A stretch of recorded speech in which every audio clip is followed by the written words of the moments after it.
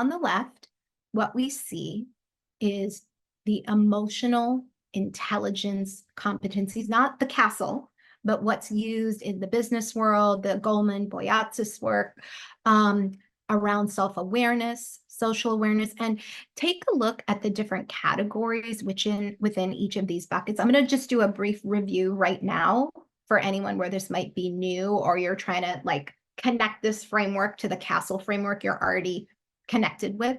So we're on the left. I'm going to go through all of the emotional intelligence competencies, and then I'm going to go through the spiritual intelligence. So self-awareness. Within self-awareness, we are thinking about emotional self-awareness, accurate self-assessment, self-confidence. You'll notice that the equity lens is deeply missing in this particular framework that's used a lot in the business world. And I think that's a great offering that the work of transformative SEL has for the wider field of emotional intelligence. So if we were to add an equity lens here, we would also be cultivating awareness around our identity, our privilege, intersectionality, social awareness, empathy, organizational awareness, kind of our orientation towards service and supporting others. Here, if we were going to kind of add that equity lens, we would also be cultivating kind of awareness of the socio-political, cultural context. And then self-management, emotional self-control, being trustworthy, transparent, adaptability, achievement, having some orientation around achievement, taking initiative and cultivating optimism, and relationship skills. And our relationship skills involve developing others, inspirational leadership, and inspiring others, having influence.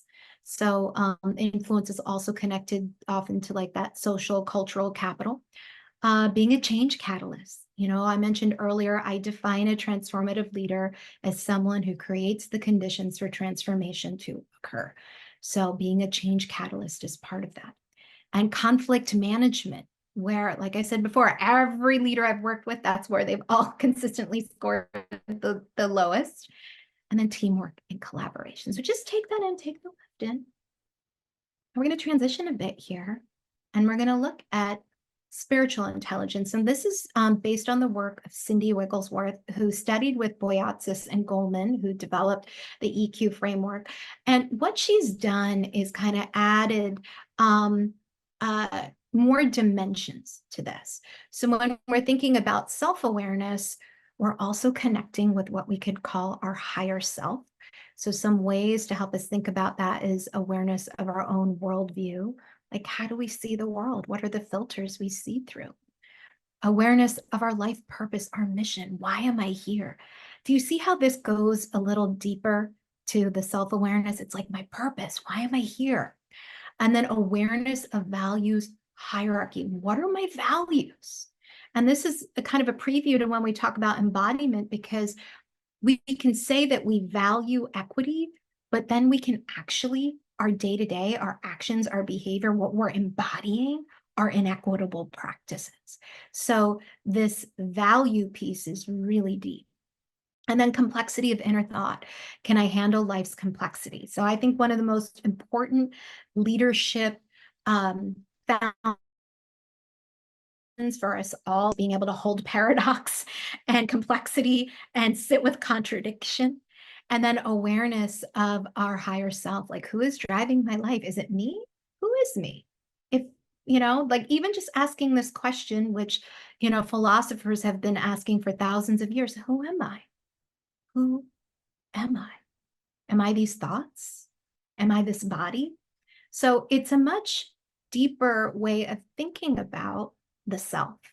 We say in my tradition that self with little s and with the capital L, capital S.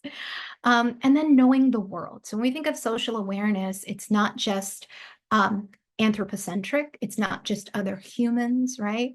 But it's awareness of interconnectedness with life, awareness of the worldview of others, and also our breadth of time. Gosh, this is a big topic, time. There's Kairos time and Chronos time, like chronological time, and then this kind of like divine timing. And then awareness of the limitations of our human perception. You know, what we can see in front of us is not always what is truly there.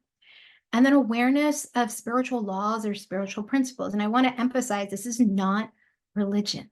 This is about a deeper sense of what it means to be human. We'll talk about this a little more through our journey together today. And then experience of transcendent oneness.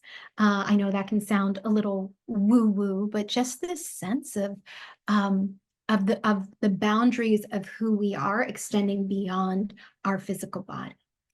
And then self-mastery, commitment to our spiritual growth, keeping our higher self in charge, whatever that might mean for you, your higher self, the highest vision. I like to think of as the wisest, most compassionate version of Nina, who was definitely not present last night with my son, right?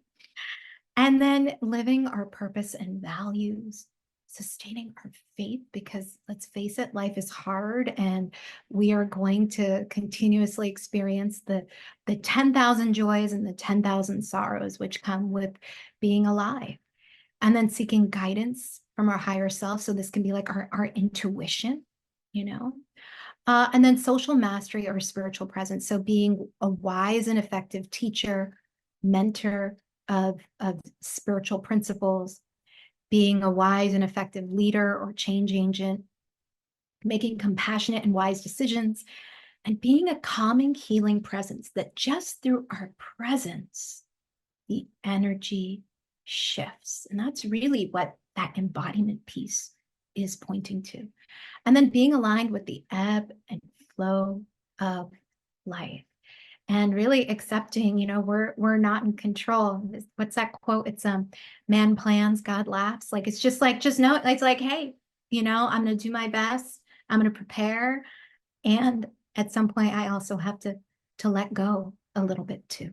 So any questions about this? We could spend a year on this, we could spend 10 years on this. But I offer this as another window into thinking about adult social and emotional learning.